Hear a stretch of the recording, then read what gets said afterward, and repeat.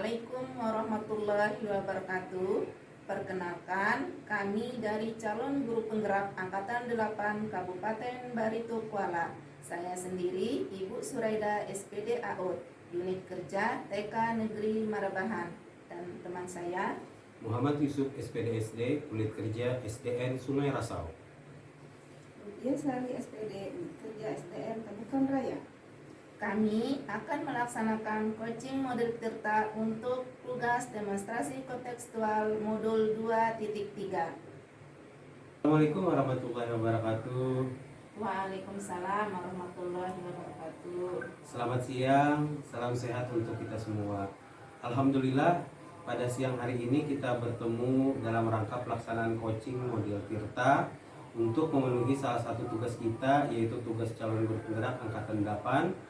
Sebelum melakukan kegiatan coaching, kali ini terlebih dahulu saya sampaikan pembagian tugas kita pada sisi pertama hari ini. Pada sisi pertama hari ini, saya bertindak sebagai pengamat, Ibu Suraida bertindak sebagai coach, dan Ibu Ulpia sebagai coachee. Sebelum kegiatan coaching ini kita mulai, ada beberapa hal yang akan saya pertanyakan, yang saya akan ajukan kepada Ibu Suraida khususnya. Berkenaan dengan kompetensi inti seorang coach pada pertemuan kali ini, jadi sesuai dengan rubrik yang ada di LMS. Kemudian pada sisi coaching kali ini, saya sebagai pengamat nanti juga akan mengamati alur Tirta, yaitu tujuan, identifikasi, rencana aksi, dan tanggung jawab yang akan dilakukan di coaching tersebut. Mudah-mudahan di sini sudah dimunculkan oleh Ibu Suraida. Nah, kalau boleh tahu, Ibu Suraida, pada kesempatan kali ini, kompetensi apa yang ingin Ibu kembangkan dalam melakukan kegiatan coaching kali ini? Baiklah Pak, saya akan mencoba menjawab pertanyaan Bapak tadi. Jadi begini Pak, kompetensi yang akan saya kembangkan, yang pertama adalah kehadiran penuh, kemudian yang kedua adalah pendengar yang aktif, dan yang ketiga adalah mengajukan pertanyaan yang berbobot Pak. Ya Bu, jadi ada 3 kompetensi coaching yang akan dikembangkan ya Bu ya? Ya. Nah, kalau kompetensi apa nih yang ingin dikembangkan mungkin secara spesifik itu adakah?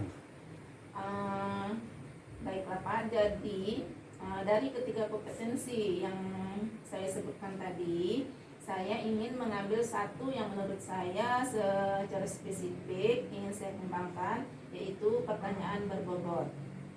Jadi yang ingin Ibu kembangkan secara spesifik dari kegiatan coaching kali ini yaitu adalah pada kompetensi mengajukan pertanyaan yang berbobot, ya Bu? Iya. Lalu indikator ketercapaian apa? Ketercapaiannya seperti apa Bu? Indikator yang ingin saya capai melalui pertanyaan berbobot itu, saya ingin mengarahkan coaching untuk mendapatkan solusi dari permasalahan yang dihadapinya Pak. Ya. Itu yang pertama. Lalu kemudian yang kedua, bisa memunculkan ide-ide baru dari coaching ke depannya. Iya Bu. Kalau begitu, selanjutnya saya persilahkan kepada Ibu Suraida dan Ibu Ulpia untuk melaksanakan coaching. Dipersilahkan. Terima kasih kepada Bapak Yusuf. Baiklah, kita akan mulai melaksanakan coaching pada siang hari ini. Assalamualaikum Bu Ulpia. Salam Suraida. Bagaimana kabarnya Bu? Alhamdulillah baik Bu. Kemarin Ibu bilang ada hal yang ingin didiskusikan dengan saya ya Bu. Iya Bu, ada yang mau saya ceritakan sama Ibu. Oh iya. Gimana anak-anak, sudah pulang kan? Dan kerjaan Ibu juga apa sudah selesai? Iya Bu, anak-anak sudah pulang dan kerjaan saya juga kebetulan sudah selesai. Baik, berarti kita bisa berbicara sekarang. Iya Bu, ada yang mau saya ceritakan sama Ibu. Oke Bu, santai aja ya. Sebenarnya apa yang ingin Ibu bicarakan? Ini Bu, kemarin saya kan disupervisi nih oleh pengawas. Ya.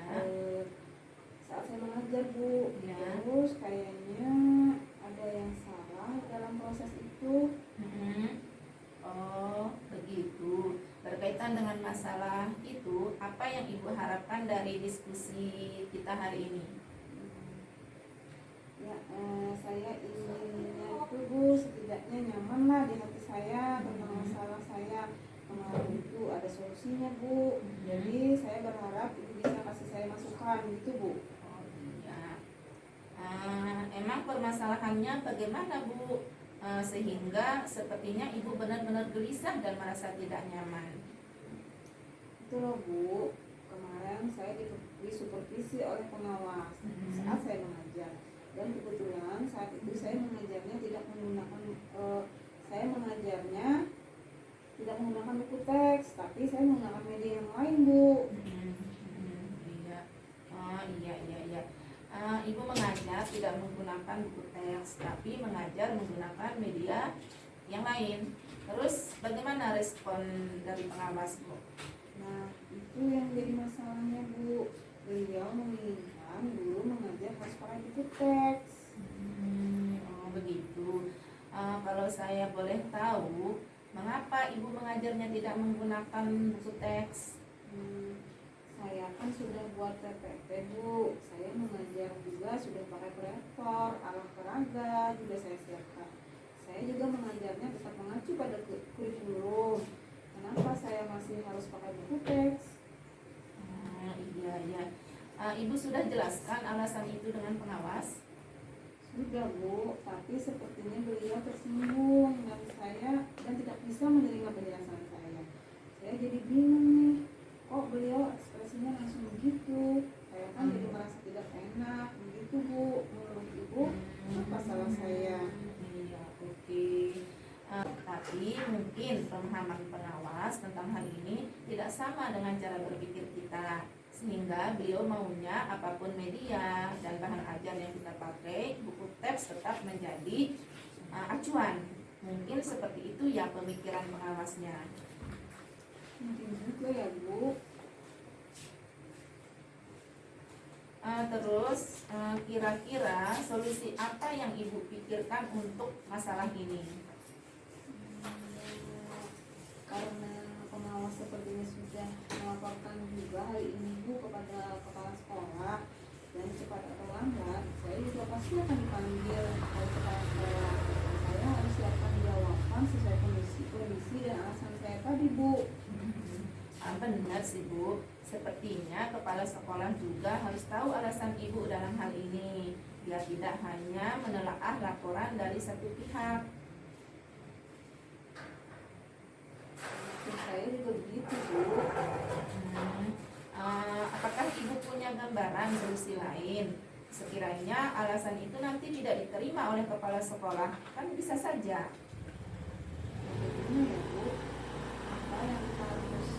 Apa saya harus meminta maaf pada pengawas dan membuat perlengkapan mengajar sesuai yang beliau inginkan? Nah, itu Bu maksud saya. Ibu harus siapkan solusi alternatif sekira alasan pertama tidak diterima dan bisa jadi malah memperuncing suasana.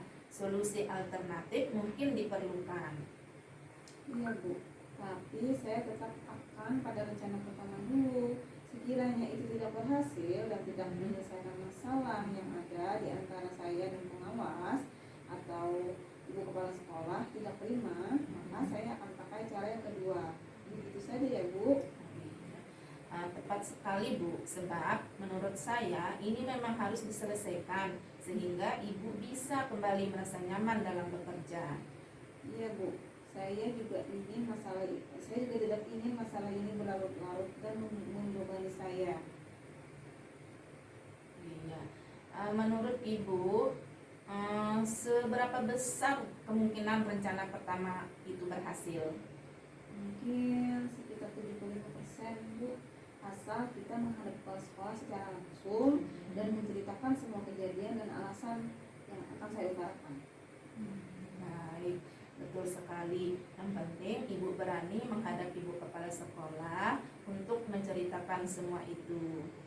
Baik Bu, insya Allah. Nah, sekarang Kita susun komitmen. Kira-kira kapan Ibu akan menindaklanjuti masalah ini? Saya menunggu dipanggil kepala sekolah, Bu. Menurut Ibu, bagaimana sebaiknya supaya ketidaknyamanan Ibu tidak berlarut-larut? Iya, Bu.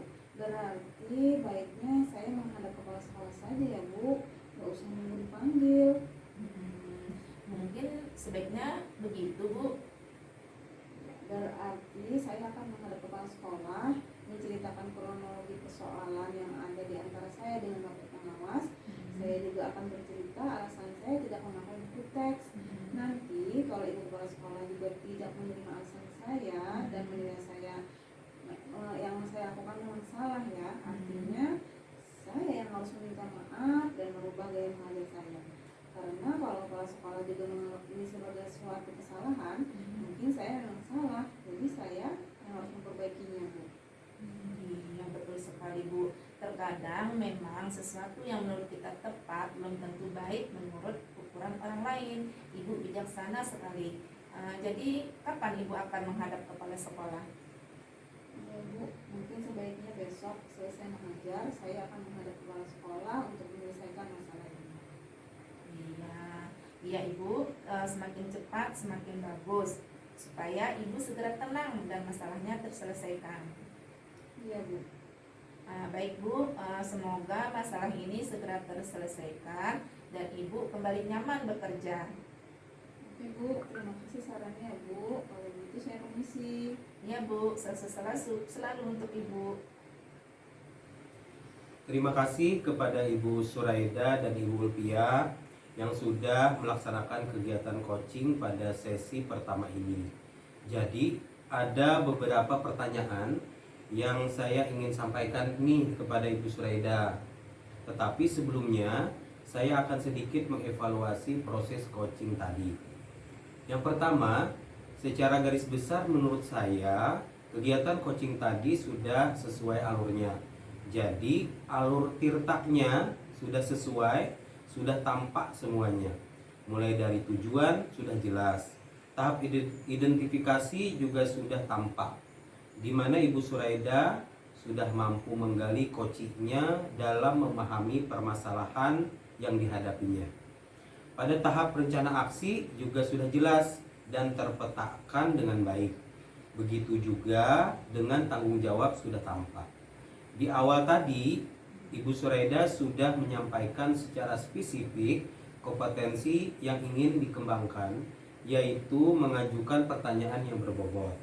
Nah, apakah menurut Ibu sudah tercapai sesuai indikator yang Ibu sampaikan tadi? Iya, terima kasih Pak Yusuf.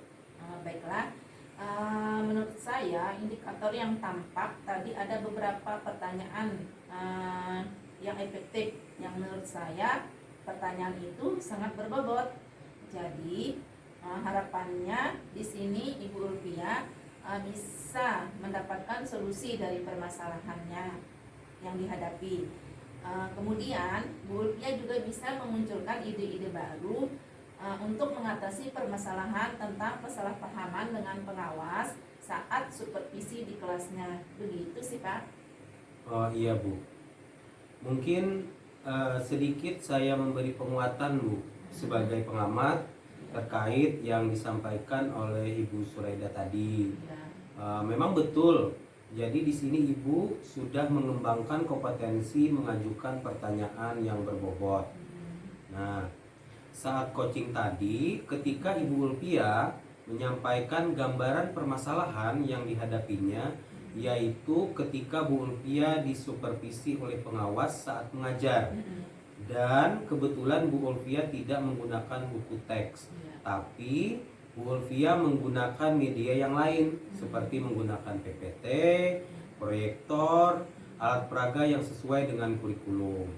Selanjutnya, Bu Suraida menggali informasi dari coachee dan mengajukan pertanyaan-pertanyaan seperti menanyakan solusi yang mungkin dapat dilakukan oleh Ibu Ulpia untuk memecahkan masalahnya.